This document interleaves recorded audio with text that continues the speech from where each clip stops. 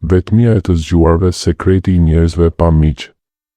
Të dashur miq, mirë se vini në këtë video ku do të flasim për një realitet që shumë pak njerëz e pranojnë hapur. Pse disa individ me inteligjencë të lartë, ambicie të mëdha dhe vizion të qartë, shpesh përfundojnë të vetmuar? Pse rrethi i tyre social është i vogël ose edhe inekzistent? Sot do të zbulojmë se kjo vetmi nuk është një defekt i karakterit. Nuk është sepse ata janë të çuditshëm, arrogant apo të paftë për marrëdhënie. Është një mekanizëm mbrojtës natyral. Është çmimi që paguan mendja e zhvilluar për të mbrojtur energjinë, kohën dhe integritetin e saj. Është shenjë e një specializimi të rrallë. Në këtë video do të zbërthejmë në detaje të thella 7 tiparet kryesore të njerëzve që ecin vetëm dhe më pas do të japim një protokoll praktik mbijetese për të jetuar plotësisht në një botë që shpesh nuk i kupton ata. Le të fillojmë. Pika 1. Njohja e tejskajshme e modeleve. Imagjinoni të keni një radar të brendshëm që funksionon pa pushim. Ju nuk dëgjoni vetëm fjalët që dalin nga goja e njerëzve. Ju shihni mikroshprehjet e fytyrës, ndryshimin e tonit të zërit për një fraksion të sekondës, kontradiktat midis asaj që thonë dhe asaj që bëjnë. Ky talent për njohjen e modeleve është një dhuratë e madhe intelektuale, por njëkohësisht një mallkim social. Kur dikush ju thot, unë jam gjithmonë për ty, ju menjëherë regjistroni tensionin në buzë, shmangjen e syve, ose entuziazmin artificial. Ju e dini që ai person do të zhduket kur ju të keni nevojë vërtet. Kjo njohje e menjëhershme e gënjeshtrave, zilisë, hipokrizisë dhe motiveve të fshehura i bën shumicën e njerëzve të ndihen të zhveshur përpara jush. Ata ndihen të parehatshëm. Prandaj, gradualisht largohen. Ky nuk është arrogancë. Është thjesht një nivel më i lartë perceptimi. Ju nuk mund ta fikni këtë radar. Ai punon vetë. Dhe sa më impret të jetë, aq më pak njerëz do të ndihen rehat pranë jush. Pika 2. Intoleranca ndaj zhurmës sociale. Për shumicën e njerëzve, bisedat e kota janë një mënyrë për të kaluar kohën. Për ju, ato janë torturë mendore. Small talk u për motin, futbollin, thashethemet apo çfarë ke bërë fundjavën, ju shkakton një bezdi fizike pothuajse. Truri juaj është i uritur për stimuj kompleks, ide, filozofi, shkencë, vizione për të ardhmen, zgjidhje të problemeve të mëdha. Kur jeni në një grup dhe biseda rrotullohet rreth gjërave sipërfaqësore, ju ndjeni sikur po humbni oksigjen. Koha juaj po digjet pa asnjë kthim.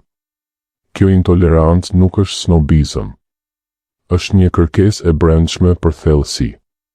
Ju dëshironi biseda ku dy mendje ndërtojnë diçka të re së bashku, jo thjesht të shkëmbejnë zhurmë për të mbushur heshtjen. Për këtë arsye, shumë nga takimet sociale ju lënë të zbrazët. Dhe gradualisht zgjidhni të qëndroni vetëm sesa të bëni pjesë në një teatër ku nuk besoni në skenarin. Pika 3. Refuzimi për t'u kontrolluar. Ju keni një nevojë të fortë për sovranitet personal. Nuk pranoni lehtë rregulla arbitrare vetëm sepse kështu bëjnë të gjithë. Instinkti i tufës, presioni për të qenë si të tjerët, për të menduar si të tjerët, për të konsumuar si të tjerët, ju shkakton një alergji të brendshme. Nëse një grup miq vendos që të gjithë duhet të dalim çdo fundjavë, ju pyesni, pse?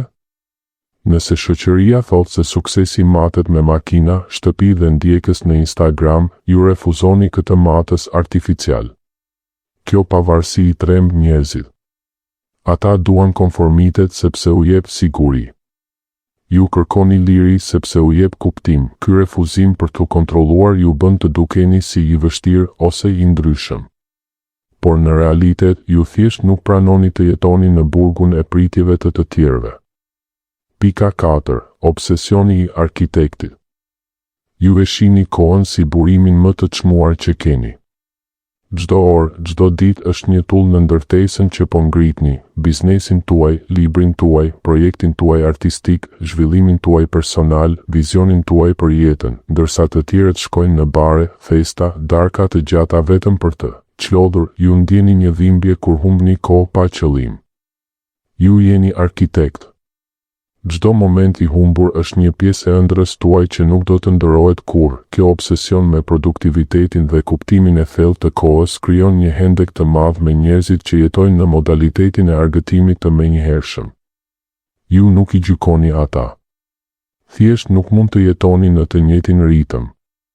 Pika 5. Pasqyra e pavetëdijshme. Duke qenë të qetë, të vetë mjaftueshëm dhe të fokusuar, ju bëheni pa dashje një pasqyrë për të tjerët. Kur njerëzit e pasigurt, të shqetësuar ose të pakënaqur me veten hyjnë në kontakt me ju, ata shohin qartë kontrastin midis jush dhe tyre. Shohin se ku kanë braktisur ëndrat e tyre. Shohin se sa shumë kohë kanë humbur. Dhe në vend që të frymëzohen, shumë prej tyre reagojnë me inat. Ju quajnë arrogant, të ftohtë, ose të mendoni se jeni më mirë se të tjerët. Në realitet, ju thjesht po ecni në rrugën tuaj. Por prania juaj i detyron ata të përballen me veten, dhe kjo është e dhimbshme për shumë kënd. Pika 6. Jeta në të ardhmen. Truri juaj jeton 10, 15 apo edhe 20 vjet përpara. Ju mendoni për pasoja afatgjata, tendenca globale, teknologji të ardhshme, ndikimin që do të ketë një vendim sot pas një dekade, ndërkohë, shumica e njerëzve jetojnë në tani kënaqësitë e momentit, problemet e sotme, dëshirat e menjëhershme. Ky ndryshim në kohë perceptim krijon një shkëputje të thellë komunikimi. Ju flisni për botën e vitit 2035, ndërsa ata flasin për planin e fundjavës. Është sikur të flisni gjuhë të ndryshme. Pika 7. Personaliteti autotelik, motori i brendshëm. Ky është ndoshta tipari më i rëndësishëm. Ju nuk keni nevojë për aprovim të jashtëm për të ndier vlerë. Komplimentet, lavdërimet, vëmendja në rrjetet sociale, të gjitha këto janë bonus, jo karburant, ju jeni një motor bërthamor. Energjia juaj vjen nga brenda, nga kurioziteti, nga pasioni, nga vizioni. Kjo vetë mjaftueshmëri është çliruese, por edhe frikësuese për ata që varen nga opinioni i të tjerëve. Ata nuk e kuptojnë se si mund të jesh i lumtur pa nevojën për konfirmim të vazhdueshëm social. Protokolli i mbijetesës. Tani që i njohim tiparet, le të flasim si të jetojmë me to pa u thyer. Së pari, prano standardet e tua. Mos kërko falje që kërkon besnikëri, thellësi, inteligjencë dhe integritet. Më mirë të jesh i uritur për lidhje se sa të hash mbeturina sociale që të helmojnë mendjen. Së dyti, bëhu një fanar. Mos vrapo pas njerëzve. Mos u përpjek të pëlqehesh nga të gjithë. Qëndro i palëkundur në rrugën tënde, shkëlqej në atë që bën me të gjitha forcat. Drita jote do të tërheqë automatikisht ata që kanë të njëjtën frekuencë. Njerëzit e duhur gjithmonë e gjejnë farin. Së treti, mëso të përdorësh maskën e shëndetit mendor.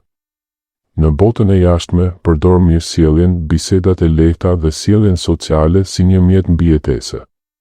Ruaj fuqinë tënde të vërtet, planet dhe vizionet vetëm për ata që i meritojnë. Kjo nuk është hipokrizi. Është mençuri. Përfundim. Të dashur miq, vetmia nuk është dështim. Është taksa që paguan një mendje e lirë për të mos u zbutur.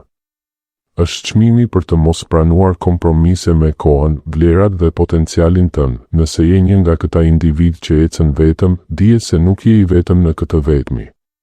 Ke zgjedhur rrugën më të vështirë, por edhe më të vërtetën.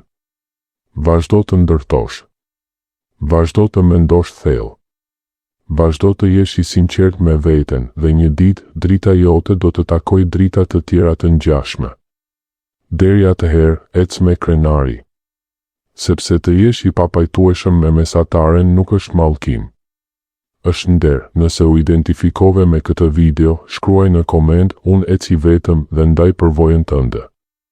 Na ndiq për më shumë përmbajtje që nuk guxon ta thot kushto. Faleminderit që ishe këtu. Na shihemi në videon tjetër. Qëndro i fortë. Qëndro autentik. Qëndro i lirë.